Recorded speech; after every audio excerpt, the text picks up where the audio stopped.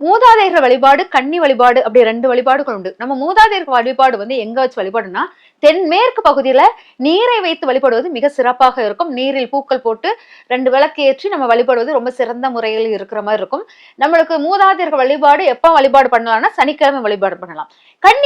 கன்னி வழிபாடு தென்கிழக்கு மூலையில வைத்து வழிபடுவது சிறப்பாக இருக்கும். அங்க ஒரு மஞ்சள் பிள்ளையார் பிடித்து ஒரு கண்ணாடி வைத்து தென்கிழக்கில் மஞ்சள் பிள்ளையார் கண்ணாடி வைத்து நம்மளுடைய அதாவது பொட்டு பூ ஏதாச்சும் ஒன்று நறுமணம் மிகுந்த பூக்களையோ நறுமணம் மிகுந்த அந்த திலகம் அதெல்லாம் வைத்து வழிபாடு பண்ணும்போது கன்னி வழிபாடு ரொம்ப பவர்ஃபுல்லா இருக்கும். பொதுவாக கன்னி வழிபாடு கிச்சன்ல அடிக்கடி பண்ணுவது ரொம்ப சிறப்பாக இருக்கும். கன்னி வழிபாடில் ஒரு பிளவுஸ் அல்லது உங்களுடைய வளையல், கண்ணாடி இதெல்லாம் முக்கியமான ஒன்றாக இருக்கணும். அதே மாதிரி விளக்கு வந்து கண்டிப்பாக இருக்கணும். இந்த கன்னி வழிபாடில் வந்து மஞ்சள் பிள்ளையாரும் ரொம்ப அருமையான இது தரும், நம்மளுக்கு சக்தியை கொடுக்கும். இதை வைத்து கன்னி வழிபாடும் மூதாதையர் வழிபாடும் இந்த 2 திசைகளும் பயன்படுத்தும் போது வாழ்க்கையின் வெற்றியை அடைய